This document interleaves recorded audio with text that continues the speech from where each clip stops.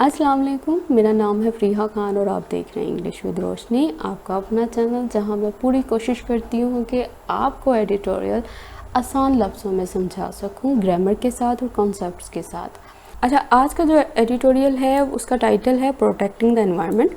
पूरे का पूरा एडिटोरियल जो है वो एनवायरनमेंट के ऊपर ही बेस्ड करता है कि पूरी दुनिया के अंदर जो वर्ल्ड एनवायरनमेंट डे चल रहा है, जो सेलिब्रेट किया जा रहा है, ये उसी के ऊपर बात कर रहा है। और इस पर उसने कुछ रोशनी डाली है कि कहाँ कहाँ पे जो इंसान के एटीट्यूड्स थे जिसकी वजह से ये नताइज का सामना करना पड़ रहा है हम लोगों को। और ये उस चीज़ की अहमियत की बात कर रहा है कि अगर ये सारी प्रिवेंटिव मेजर्स जो पेंडेमिक के बाद, जो डिज़ास्टर के बाद लगाई जा रही हैं, अगर पहले लगाई जाती तो शायद ये एनवायरनमेंट जो होता, जो ये दुनिया इस वक्त होती, तो वो टोटली डिफरेंट होती। तो बाकी ये पढ़ कर ये अंदाज़ा होगा। तो चलें इसे स्टार्ट करते हैं। आज के एडिटोरियल में बहुत ज़्यादा उसने कंडीशंस इस्तेमाल किए हैं, बहुत वोकैब है, तो इसको तो ज़रा तवज्जो से सुनिएगा।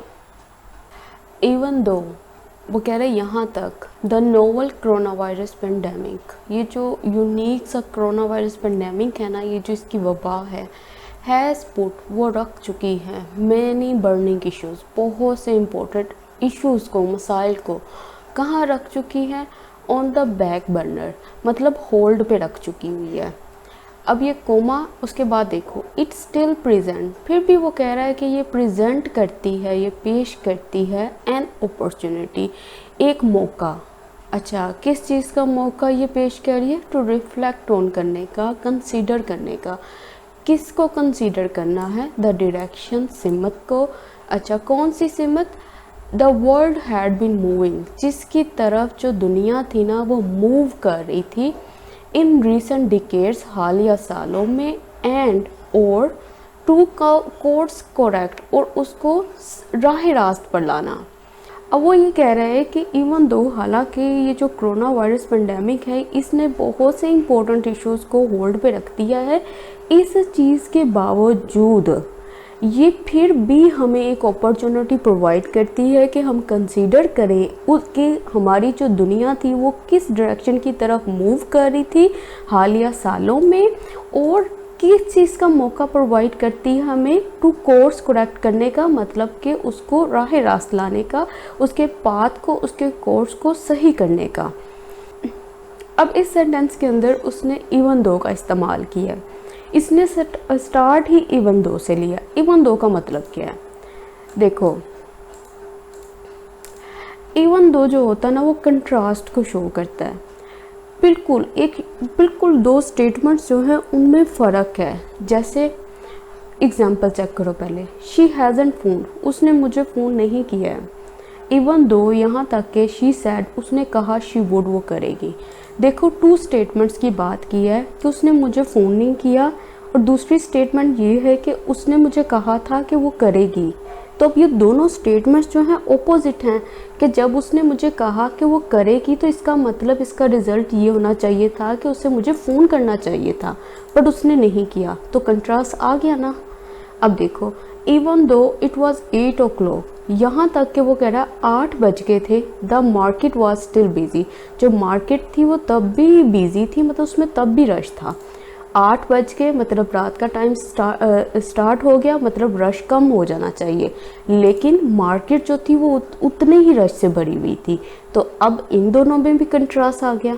इसी तरह से उसने कहा कि अब ये जो स्टेटमेंट उसने दी है ना कि कोरोना वायरस जो पेंडेमिक है वो होल्ड कर चुकी है बहुत से इम्पोर्टेंट इश्यूज़ को। जब बहुत से इम्पोर्टेंट इश्यूज़ को उसने होल्ड कर दिया है तो फिर तो रिज़ल्ट कुछ और आना चाहिए था, लेकिन नहीं आया उसने, इसलिए तो वो इवन दो इस्तेमाल किया है। अब दूसरी तरफ वो बात कर रहा है कि होल्ड करने के बावजूद ये हमें एक मौका प्रोवाइड कर रही है, एक अपॉर्चुनिटी प्रोवाइड कर रही है। तो इस तरह से इन दोनों सेंटेंस, इन दोनों क्लॉजेस के अंदर कंट्रास्ट है। ठीक हो गया। उसके बाद बर्निंग इशू। बर्निंग इशू का मतलब होता है इम्पोर्टेंट एंड अर्जेंट इशू, कोई बहुत ही इम्पोर्टेंट इश्यूज। पुट, हैज़ के बाद, हैव के बाद, ये जो पुट है ना, असल में इसकी तीनों फॉर्म सेम होती हैं। तीनों V1, V2, V3, ये तीनों पुट ही रहती हैं, इसलिए हैज़ के बाद पुट है। बैक बर्नर, इसका मतलब होता है होल्ड पे कर देना, और सस्पेंड कर देना टेम्पोरेरली, मतलब वक्ती तौर पे कोई चीज़ें होल्ड पे लगा देना। रिफ्लेक्ट ऑन, इसका मतलब है कंसीडर करना और सोचना केयरफुली, बड़ी एहतियात से किसी चीज़ के बारे में। कोर्स करेक्ट का मतलब क्या है? कोर्स का मतलब क्या होता है? रास्ता होता है, ठीक है। To put back on the right path, किसी चीज़ को दोबारा सही रास्ते पर रख देना। ऑफ कोर्स, बेशक, the dream of a better world, वो कह रहा है ये जो ख्वाब है ना किस चीज़ का, एक बड़ी ही अच्छी दुनिया का, कैन नॉट कम टू फ्रूटिशन, वो पूरा नहीं हो सकता अनटिल, उस वक़्त तक, वी चेंज, जब तक हम चेंज ना करें आवर बेसिक वैल्यू सिस्टम, हमारा जो बुनियादी वैल्यू सिस्टम है उसमें तब्दीली ना लाएं, तो ये ख्वाब जो है वो पूरा होने वाला नहीं है। अब देखो, ये ड्रीम हमारा सब्जेक्ट हो गया, ठीक है। कैन नॉट उसकी ये मॉडल वर्ब है, उसके बाद वर्ब लगी हुई है। फ्रूटिशन का मतलब क्या होता है? इसका मतलब है कोई चीज़ अगर कम टू फ्रूटिशन हो तो इसका मतलब है वो सक्सेसफुली भी वो जो है वो ब्रॉट हुई है एक्सिस्टेंस में और कंप्लीटिशन में, मतलब मुकम्मल तौर पर उसको पूरा किया गया है। जैसे ये ख्वाब था इसके पूरा करने की, इसकी हकीकत बनाने की बात कर रहा था, तो इसके लिए उसने ये लगाया है कम टू फ्रूटिशन। अच्छा, अब एक चीज़ नोट करो, अब यहाँ पे उसने एक कंडीशन यूज़ की थी ना, अब यहाँ पे एक और कंडीशन इस्तेमाल की है इसने, वो है अनटिल। एक चीज़ याद रखना अनटिल के बाद ना कभी भी आप नोट नहीं लगाते, उससे नेक्स्ट जो क्लॉज स्टार्ट हो रही है उसमें नोट नहीं इस्तेमाल करोगे, क्योंकि अनटिल और अनलेस के अंदर, इनके अंदर ऑलरेडी ना का मीनिंग होता है, ठीक है। अब देखो वो कह रहा है जब तक हम तब्दील नहीं कर लेते अपने बेसिक वैल्यू सिस्टम्स को। अब यहाँ पे कहीं पे नोट तो नहीं ना लगाया हुआ, तो इसलिए ये जो अनटिल है ये ऑलरेडी अपने अंदर ना की सेंस देता है, ना का मीनिंग देता है। सिंस, जो कि today marks world environment day, कह रहे हैं जो कि आज जो है ना पूरी दुनिया में वर्ल्ड एनवायरनमेंट डे जो है वो मनाया जा रहा है। It is a good time, ये बड़ा ही अच्छा वक्त है टू रिफ्लेक्ट ऑन करने का, कंसिडर करने का, आवर एटीट्यूड्स, हमारा रवैयों का, हमारे तरीक़ों का, किसकी तरफ? नेचुरल वर्ल्ड, कुदरती दुनिया की तरफ। एज, जैसा कि वी बैटल, हम लड़ रहे हैं डिज़ास्टर, तबाहियों को, ऑन मल्टीपल फ्रंट्स, मुख्तलिफ बाउंड्रीज़ के ऊपर हम इन चीज़ों से फ़ाइट कर रहे हैं। वो ये बात कह रहा है कि आज जो हम दिन मना रहे हैं ना वर्ल्ड एनवायरनमेंट डे का, तो ये बड़ा ही अच्छा मौका है कि हम इस चीज़ को कंसीडर करें, इस चीज़ को सोचें कि हमारा रवैया क्या है नेचुरल वर्ल्ड की तरफ। और जैसा कि वो कह रहा है कि हम ऑलरेडी मल्टीपल फ्रंट्स, एक डिज़ास्टर नहीं हम फेस कर रहे, एक मुश्किल का सामना नहीं कर रहे, हम तो मल्टीपल फ्रंट्स के ऊपर इस वक्त बैटल कर रहे हैं, लड़ रहे हैं। वाइल, जबकि मच ऑफ मॉडर्न सिविलाइजेशन, कह रहे जो मॉडर्न सिविलाइजेशन है ना उसका ज़्यादातर जो हिस्सा है हैज़ बीन फोर्स, उसको फोर्स कर दिया गया है टू पॉज के लिए, मतलब जो ज़्यादातर मॉडर्न सिविलाइजेशन का जो हिस्सा है उसको पॉज कर दिया गया, उसको रोक दिया गया है। द इफ़ेक्ट, असर किस चीज़ का? क्लाइमेट चेंज का, मौसमी ये जो तब्दीलियाँ हैं उसका जो चेंज है। अब ये देखो, अब ये डैश लगाई है इसने कोई इंपॉर्टेंट बात करनी है। वो कह रहा है लार्जली, बड़े तौर पर, द कॉन्सिक्वेंस, असरात किस चीज़ के? डिकेड्स ऑफ ह्यूमन रेकलेसनेस, कि इंसान के जो लापरवाही है ना उसके सालों के जो असरात हैं, कैन स्टिल बी फेल्ड, उनको अभी भी महसूस किया जा सकता है।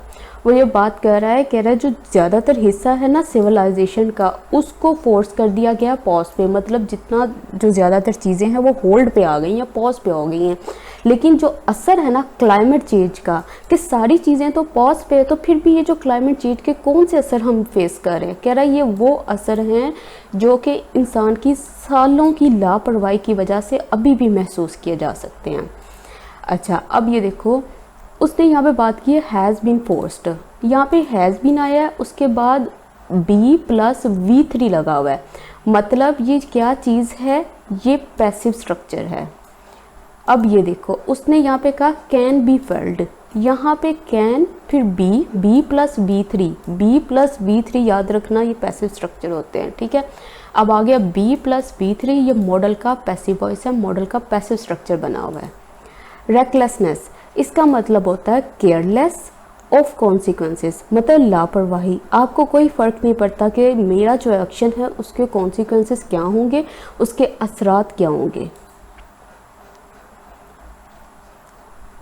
इन बांग्लादेश में a cyclone has left thousands in need of humanitarian support. जो वो कह रहा है बांग्लादेश है ना, उसके अंदर जो तूफ़ान आया है उसने छोड़ दिया है बहुत सारों को इन नीड ऑफ, ज़रूरत में। किसकी ज़रूरत में? ह्यूमैनिटेरियन सपोर्ट, एक इंसानी सपोर्ट की ऊपर छोड़ दिया उसने। अब ये देखो इन नीड ऑफ का मतलब होता है ज़रूरत में, नीडिंग समथिंग, किसी चीज़ की ज़रूरत में, कि ये लोग जो हैं इस टाइम किस चीज़ की नीड पे हैं, किस चीज़ की ज़रूरत में है, ह्यूमैनिटेरियन सपोर्ट की। वाइल जबकि साइक्लोन्स मीन्स तूफ़ान, साइक्लोन्स एंड फ्लडिंग, वो जो साइक्लोन्स हैं, जो तूफ़ान है, जो फ्लड आ रहे हैं, जो सैलाब आ रहे हैं, are not out of the ordinary occurrences in Bangladesh. कहता है ये कोई नई चीज़ नहीं है, कोई नए वाक़या नहीं है बांग्लादेश में। They have intensified in recent year, कहता है वो बहुत ज़्यादा इंटेंसिफाइड हो गए हैं, बहुत ज़्यादा बढ़ गए हैं हालिया सालों में। वो ये बात कर रहा है जहाँ साइक्लोन और फ्लड जो है, सैलाब है, एक नई चीज़ नहीं है, नए वाक़या नहीं है, नए ऑकरेंसेस नहीं है बांग्लादेश में। ये वो चीज़ें हैं जो ऑलरेडी इंटेंसिफाइड हो चुकी हैं हालिया सालों में। अच्छा, अब ये देखो आउट ऑफ द ऑर्डिनरी, इसका मतलब क्या है? इसका मतलब अनयूजुअल, एक्सेप्शनल, कोई नई बात नहीं है ये चीज़, ये पहले भी होते रहे हैं। इंटेंसिफाई का मतलब होता है बिकम और मेक मोर इंटेंस, और ज़्यादा इंटेंस हो जाना, किसी चीज़ की शिद्दत में इजाफा हो जाना। एस्केलेटेड, रेस्ड, बहुत ज़्यादा एस्केलेट हो जाना, रेस्ड हो जाना, बहुत ज़्यादा बढ़ जाना। अच्छा, अब ये जो दे है इसने किसके लिए यहाँ पे यूज़ किया है? इस सेंटेंस के अंदर इसने ये जो दे आया है, ये जो प्रोनाउन आया है, ये किस चीज़ के लिए इस्तेमाल किया, ये आप लोग मुझे कमेंट सेक्शन में बताओगे।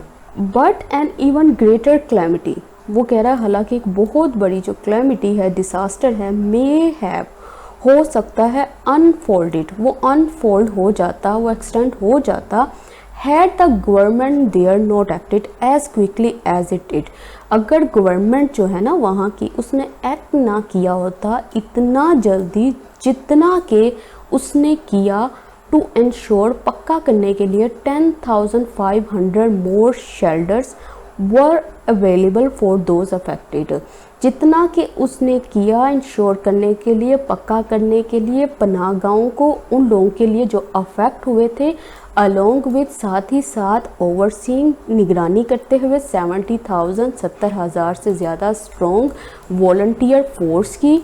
ये क्यों किया? टू मिटिगेट करने के लिए, कम करने के लिए, किस चीज़ को? डिज़ास्टर को। सेंटेंस लंबा है और इसके अंदर ग्रामर स्ट्रक्चर इस्तेमाल हुए हैं, तो इसको ज़रा गौर से देखो। वो ये बात कर रहा है कि बहुत ज़्यादा डिज़ास्टर होना था, बहुत ज़्यादा डिज़ास्टर हो सकता था अगर इसकी गवर्नमेंट ने फ़ौरन एक्ट ना किया होता, फ़ौरन कार्रवाई ना की होती, जैसा कि उसने की थी। 10,500 से भी ज़्यादा शेल्टर्स प्रोवाइड करके उन लोगों के लिए जो कि मुतासिर हुए थे, और साथ ही साथ उसने निगरानी की थी 70,000 से ज़्यादा स्ट्रॉन्ग वॉलंटियर फोर्स की, ताकि वो कम कर सके इस डिज़ास्टर की शिद्दत को। सेंटेंस लंबा है, ठीक है। अब ये देखो, ये क्लैमिटी है, इसने इसका मतलब क्या है? डिज़ास्टर, कैटास्ट्रॉफी, तबाही, ठीक है। अब देखो उसने लगाया मे हैव, अब मे हैव उसके बाद B3, इसका मतलब है कि हो सकता है ऐसा हुआ हो, या हो सकता है ऐसा होता, के चांसेस थे, अगर ऐसा होता तो फिर क्या कंडीशन होनी थी? May have plus V3। अब ये देखो उसने कहा अनफोल्डेड, पहले इसको देख लो। अनफोल्ड का मतलब होता है एक्सटेंड करना, किसी चीज़ को जब आप अनफोल्ड करते हो तो ऑफ कोर्स आप उसको एक्सटेंड कर देते हो, उसको बढ़ा देते हो, ओपन कर देते हो, स्प्रेड आउट कर देते हो। तो वो कहता है ये जो डिज़ास्टर है ना, ये और ज़्यादा स्प्रेड आउट हो जाता, फैल जाता। अच्छा, अब उसके बाद उसने had the government there not active लगाया है। अब ये क्या चीज़ है? अब ये देखो उसने यहाँ पर थर्ड कंडीशन इस्तेमाल की है और उसका इन्वर्जन बनाया है। थर्ड कंडीशन क्या होती है? थर्ड कंडीशन का मतलब ये है कि आप बैठे ये बात सोच रहे हो कि अगर माजी में ऐसी चीज़ होती तो उसका नतीजा ऐसा होता। फॉर एग्ज़ाम्पल, जैसे अगर मैं कहूँ कि if I had worked hard, अगर मैंने मेहनत की होती, I would have pass the exam, तो मैंने जो एग्ज़ाम है ना वो पास कर लिया होता, मैं एग्ज़ाम्स पास कर सकती थी उस वक़्त अगर मैंने मेहनत की होती। तो ये कंडीशन लगाई है कि अगर ऐसी चीज़ होती माजी में तो माजी में ये नतीजा निकलता इस एक्शन का। तो थर्ड कंडीशन का क्या फॉर्मूला है, इसमें इफ़ आता है, सब्जेक्ट आता है, हैड आता है, उसके बाद V3 आता है, और जो दूसरी क्लॉज है उसके अंदर आता है would have, should have, may have, जो भी आप लगा लो, ठीक है। उसके बाद V3, उसके बाद ऑब्जेक्ट। अब जब इसको इन्वर्जन करना है ना, इसकी इन्वर्जन बनानी है, तो वो किस वाले हिस्से में बनती है, वो इफ़ वाले हिस्से में बनती है। उसमें क्या करते हैं, उसमें हैड को पहले ले आते हैं, उसके बाद सब्जेक्ट आता है, फिर V3 आता है, फिर ऑब्जेक्ट आता है। इसी सेंटेंस की इन्वर्जन देखो, उसने कहा if I had worked hard, अगर मैंने मेहनत की होती, तो जब इसकी इन्वर्जन की ना तो ये क्या बन गया, हैड आई वर्कड हार्ड, कि अगर मैंने मेहनत की होती, और ये वाला हिस्सा सेम टू सेम वैसा ही रहेगा, आई वुड हैव पास, तो मैंने पास कर लिया होता एग्ज़ाम। तो ये इस तरीके से। अब यहाँ पे देखो, उसने कहा कि अगर मे हैव, क्या बात की थी मैंने, वुड हैव, मे हैव, कि अगर ऐसा होता। तो अगर ये वो कहता है कि ये जो क्लैमिटी है ये एक्सटेंड हो जाती है, अनफोल्ड हो जाती, तो उस वक़्त होती, ये रिज़ल्ट, ये नतीजा किस वक़्त होना था, अगर उसकी गवर्नमेंट जो है ना वो क्विक एक्शन ना लेती। अब यहाँ पे जो हैड है ना, ये इफ़ को शो कर रहा है, the government had not acted quickly. अगर इसको सिंपल बनाते तो ये इस तरह से बनना था, अफेक्टेड। अच्छा, एक होता है अफेक्ट, एक होता है इफेक्ट। अफेक्ट जो है वो वर्ब होती है, जो इफेक्ट होता है वो नाउन होता है। तो बस ये याद रखना इसमें। ओवरसी करने का मतलब क्या होता है, इसका मतलब होता है निगरानी करना। ओवर, ऊपर से सी करना, देखना, मतलब आप किसी की निगरानी कर रहे हो, किसी को देख रहे हो, सुपरवाइज कर रहे हो। मिटिगेट करने का मकसद मतलब क्या है, इसका मतलब होता है किसी चीज़ को लेस हार्मफुल बनाना, सीरियस, उसकी जो सीरियसनेस है ना, जो डिज़ास्टर्स की, जो क्लैमिटी की, उसको कम कर देना।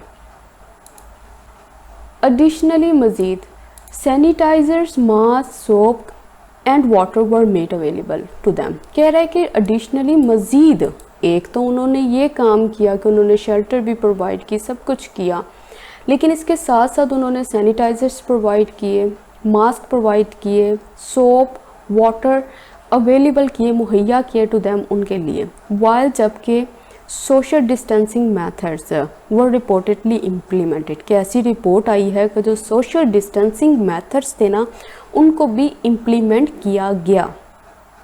ठीक हो गया। अब देखो यहाँ पे वर्ड लगा हुआ है, ठीक है, वर्ड, वॉज, वर्ड, उसके बाद V3, मतलब ये सिंपल पास्ट टेंस है, उसका पैसिव वॉइस बना हुआ है, उसका पैसिव स्ट्रक्चर बना हुआ है। ये जो चीज़ें थी ना, सैनिटाइज़र, मास्क और सोप और वाटर, इन्होंने कोई काम नहीं किया था, इन पे काम किया गया था, इनको अवेलेबल करवाया गया था। इन अ वर्ल्ड, वो दुनिया में, that seems to be falling apart, जो कि दिखाई देती है टूटती हुई, गिरती हुई, with much of its leadership missing. कह रहा है किस चीज़ के साथ ये टूटती बिखरती हुई नज़र आ रही है, कहता कि इसकी जो ज़्यादातर लीडरशिप है ना वो मिसिंग है। इन डिनायल, वो डिनायल में है, यहाँ तो किसी चीज़ को एक्सेप्ट ही नहीं करती कि कोरोना वायरस है भी या नहीं है। और शिफ्टिंग ब्लेम, और क्या कर रही है, ब्लेम को शिफ्ट कर रही है, जी इसका ब्लेम है, ये जो आज ये जो सिचुएशन चल रही है ये फ़लाँ कंट्री का ब्लेम है, ये उसका ब्लेम है, यहाँ तो ये काम कर रही है। This is the shining example. अब ये जो चीज़ है ना, ये जो इन्होंने काम किया है, वो कह रहा है ये एक बड़ी अच्छी मिसाल है ऑफ द पावर, ताकत की, ऑफ कलेक्टिव एक्शन की, एक इकट्ठी कार्रवाई की, एक अमल की, and a government taking charge, और जो गवर्नमेंट है वो टेक चार्ज कर रही है, वो रिस्पॉन्सिबिलिटी ले रही है। तो वो ये बात कर रहा है कि कह रहा है कि जहाँ जहाँ ये सब कुछ हो रहा है, वर्ल्ड जो है दुनिया बिखर रही है, लीडरशिप मिसिंग है, लोग डिनाइल मूड में है, ब्लेम लगाए जा रहे हैं एक कंट्री के दूसरी कंट्री के ऊपर, ये जो चीज़ है ना इन्होंने काम किया है, ये है बड़ी अच्छी मिसाल पावर की, ताकत की, कि किस तरह से मिलकर एक्शन लिया जाए और गवर्नमेंट जो है ना उनकी टेक चार्ज कर रही है, वो रिस्पॉन्सिबिलिटी ले रही है।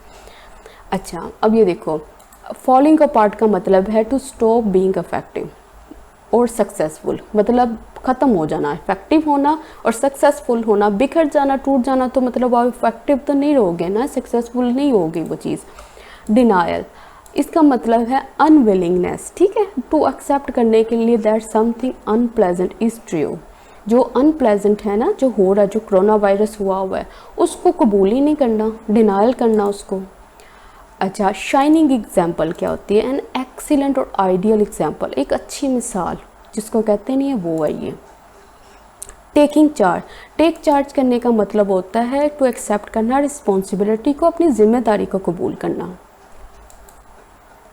इमेजिन, तसव्वुर करो, if similar preventive measures were apply to the environment, कहता है अगर ये सारी प्रिवेंटिव मेजर्स जो है ना अप्लाई की जाती है एनवायरनमेंट के ऊपर, keeping the long terms view in mind, ध्यान में रखते हुए इसके लंबे असरात को दिमाग में। तो अब वो कह रहा है कि इमेजिन करो कि अगर ये प्रिवेंटिव मेजर्स को अप्लाई किया जाता एनवायरनमेंट के ऊपर, इस चीज़ को ध्यान में रखते हुए कि इसके जो है ना लंबे असरात हैं, तो फिर सिचुएशन ही चेंज होनी थी। अच्छा, अब देखो यहाँ पे भी कंडीशन इस्तेमाल की है, उसने पहले भी कंडीशंस इस्तेमाल की हैं, अनटिल भी कंडीशन इस्तेमाल की है, तो ये यहाँ पे बहुत ज़्यादा कंडीशंस इस्तेमाल हुई हैं। यहाँ पे भी उसने थर्ड कंडीशन इस्तेमाल की गई है।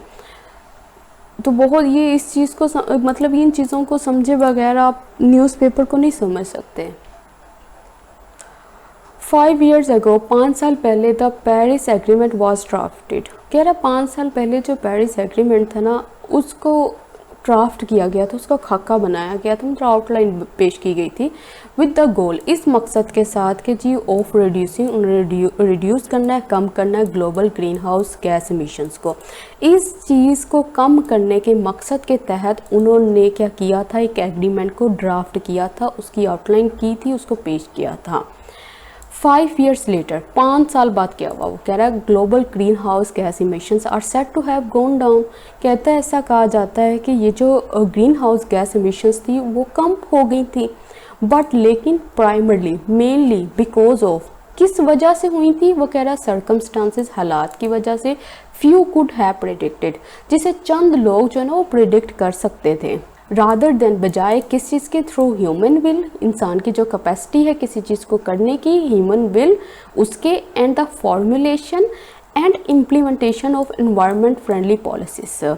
तो ये कह रहा है 5 साल बाद क्या हुआ, ग्लोबल ग्रीन गैस एमिशंस ऐसा कहा जाता है वो कम हो गई हैं, लेकिन किस वजह से? वो कह रहा है ये हालात की वजह से, जिसको वो कह रहा है चंद लोग जो है ना वो प्रिडिक्ट कर सकते थे, बजाय किस चीज़ के, ह्यूमन विल के, फॉर्मुलेशन के और इम्प्लीमेंटेशन के, इन पॉलिसीज़ के बगैर ही, तो वो ये चीज़ को प्रेडिक्ट कर सकते थे। वो ये बात कर रहा है उसकी पहले ही पेशेंट को ही कर सकते थे, बिकॉज ऑफ सर्कमस्टांसेस की वजह से।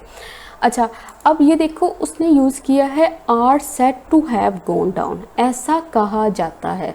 अब यहाँ पे टू लगा हुआ है, उधर हैव लगा हुआ है, उसके बाद B3 लगा हुआ है। ऐसा कहा जाता है कि ये वाला काम जो है ना ये हो चुका है, ठीक है, ये परफेक्ट बना हुआ है इन्फिनिटिव का। गोन डाउन का मतलब क्या होता है? इसका मतलब होता है to move down to a lower level, कम लेवल पे जाना, उसका किसी चीज़ का लेवल कम हो जाना, और प्लेस का कम प्लेस पे चले जाना, किसी चीज़ का लेवल कम हो जाना, तो उसके लिए गो डाउन इस्तेमाल करते हैं। अच्छा, could have predicted, could have के बाद उसने वर्ब की थर्ड फॉर्म इस्तेमाल की है कि मतलब ये वाला जो काम है ना कुड हैव, ये हो सकता था। जैसे आप कहते हो ना कि मैं ये काम मुकम्मल कर सकता था, नहीं किया ना, कर सकता था, तो उसके लिए लगाते हैं I could have completed the task, मैं ये काम को कंप्लीट कर सकता था। यहाँ पे कुड हैव है, शुड हैव भी हो सकता था, मे हैव, माइट हैव भी हो सकता था। तो वो सेंटेंस के हिसाब से है कि आप किस बारे में कोई बात बनाना चाह रहे हो। टू कर्टेल, रिड्यूस करने के लिए, किसको? रैपिड, बहुत तेज़ी से इस फैलाव को कोरोना वायरस के, गवर्नमेंट्स अराउंड द वर्ल्ड, जो गवर्नमेंट्स है ना पूरी दुनिया की, हैड टू इन्फोर्स, उनको लागू करना पड़ा लॉकडाउन्स को। डिसरप्टिंग, प्रिवेंट करते हुए इकोनॉमिक एक्टिविटीज़ को और ट्रैवल को। अच्छा, अब वो कह रहा है कि ये जो फैलाव था ना कोरोना वायरस का, इसके असर को कम करने के लिए गवर्नमेंट्स जो थी ना पूरी दुनिया में, उनको नाफिज करना पड़ा लॉकडाउन। किस तरह से करना पड़ा? डिसरप्ट करते हुए, रोकते हुए इकोनॉमिक एक्टिविटीज़ को और ट्रैवल को। अब यहाँ पे ये जो ING नज़र आ रहा है ना, इसके अंदर ये जो हिस्सा नज़र आ रहा है कोमा के बाद, ये साइमल्टेनियस सेक्शन को शो कर रहा है। मतलब दो एक्शन एक साथ हो रहे हैं। ये जो गवर्नमेंट है ये नाफिज कर रही थी, लगा रही थी लॉकडाउन्स को, किस तरह से? रोकते हुए इकोनॉमिक एक्टिविटीज़ को और ट्रैवल को। हाउएवर, ताहम दीज लॉकडाउन्स डीपली हर्ट। ये जो लॉकडाउन्स है ना, ये वो कह रहा है कि बहुत गहरे तौर पर असल में ये हर्ट करते हैं पुअरेस्ट सेक्शन को, जो गरीब तबका है उसको बहुत हर्ट करते हैं ऑफ सोसाइटी के अमिट किसके दरमियान में? Much suffering and death. इतना ये जो सफरिंग और डेथ है, मतलब ये जो बड़ी अफसोसनाक सिचुएशन है उसके अंदर, so there is little cause, तो वहाँ पे है एक ना के बराबर वजह टू सेलिब्रेट करने की, इस दिन को मनाने की। तो वो ये बात कर रहा है कि ये जो लॉकडाउन्स है ना, असल में इनका असर जो है ना डीपली, बहुत अंदर तक किस पे जाता है? ये गरीब तबके के ऊपर जाता है, सोसाइटी के। किसके दरमियान में? ये जो इतनी सफरिंग्स चल रही हैं, डेथ चल रही हैं, इसके दरमियान पे। और कहता है इस वजह से ना बहुत ही कम कॉज है सेलिब्रेट करने का, इस चीज़ को मनाने का।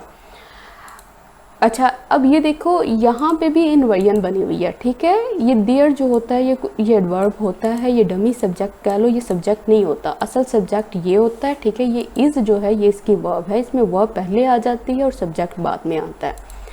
Scientist and experts are also susceptible. जो साइंटिस्ट हैं, एक्सपर्ट हैं, वो क्या हैं? ससेप्टिबल हैं, डाउटफुल हैं। किस बात को लेकर जी? How long these changes will last, कि कब तक ये तब्दीलियाँ चलेंगी। गिवन, ध्यान में रखते हुए the trends in recent history में जो ट्रेंड्स चल रहे हैं, जो सूरत हाल चल रही है, उसको ध्यान में रखते हुए कहता साइंटिस्ट हो गए, एक्सपर्ट्स हो गए, सारे डाउटफुल हैं, उन्हें नहीं पता कि कब तक ये जो सिचुएशन है, ये जो तब्दीलियाँ हैं, ये लास्ट करेंगी, ये रहेंगी। ससेप्टिबल का मतलब क्या होता है? डाउटफुल होना, अनश्योर होना, आपको यकीन ही ना होना कि क्या होगा। देन देयर इज़ फियर, कहता है फिर एक खौफ है, दैट ये कि परहैप्स शायद it is already too late, शायद बहुत देर हो गई है। अच्छा, किस चीज़ की? अ रीसेंट स्टडी, कहता है एक हालिया स्टडी ने इन नेचर क्लाइमेट चेंज, इस चीज़ के ऊपर जो स्टडी हुई थी, सेज वो कहती है कि इवन इफ, यहाँ तक कि अगर global greenhouse gas emissions were to be drastically reduce, अगर वो रिड्यूस हो भी जाती ना, द वर्ल्ड्स ओशन, जो दुनिया के समुंदर हैं, मे स्टिल कंटिन्यू, वो फिर भी कंटिन्यू रहते टू हीट अप, हीट करने के लिए इन द लेटर, बाद वाले हाफ को, किस चीज़ के? सेंचुरी के। फर्दर मज़ीद अनसेटलिंग कॉज करते हुए एंग्जाइटी को, द ऑलरेडी पहले से ही एंडेंजर्ड, खतरे में मारीन, समुद्री बायोडाइवर्सिटी को। वो ये बात कर रहा है कि फिर भी ये खौफ है कि शायद बहुत देर हो गई है। एक रीसेंट स्टडी जो आई है नेचर क्लाइमेट चेंज में, उसने कहा है कि अगर ये global greenhouse gas emissions जो है ना, इनको ड्रेस्टिकली रिड्यूस भी कर दिया जाता ना, ये जो वर्ल्ड ओशन है ना, वो फिर भी कंटिन्यू रहते हीट अप करने के लिए, तपश में इजाफा करने के लिए, जो हाफ सेंचुरी, जो इस सेंचुरी का जो बाद वाला हाफ है ना, उसको। अच्छा, ये सारा काम कैसे करते, कैसे कंटिन्यू करते? वो कहता मज़ीद एंग्जाइटी में इजाफा करते हुए, वरी में इजाफा करते हुए, किस चीज़ की? उस मराइन बायोडाइवर्सिटी की जो ऑलरेडी एंडेंजर्ड है, जो ऑलरेडी ख़तरे में है। अच्छा, यहाँ पे इस्तेमाल किया है इसने इवन इफ़ का, ऊपर उसने इस्तेमाल किया है इवन दो का। इवन इफ़ का मतलब क्या है? इवन इफ़ में उसने एक कंडीशन लगा दी है, एक फर्जी सिचुएशन बता दिया है कि अगर ये वाला काम होता ना, तो जो रिज़ल्ट था ना, जो उसका नतीजा निकलना था, वो चेंज नहीं होना था, उसने सिचुएशन को तब्दील नहीं कर देना था। मतलब आप इस तरह से भी कह सकते हो कि अगर कोई पर्सन ये बात करे कि मेरे पास ना, कोई कंजूस इंसान ये बात करे ना कि मेरे पास इतना पैसा हो ना, तो मैं तकरीबन सारे गरीबों की मदद करूं, तो उसका जो दोस्त है वो उसके पास बैठा ये बात करेगा कि तुम्हारे पास ना पैसा आ भी जाएगा ना, तो तुम तब भी नहीं किसी की मदद करोगे। तो मतलब कि ये कंडीशन लगाई, कंडीशन लगाने के बाद जो रिज़ल्ट है वो फिर भी नहीं चेंज हुआ।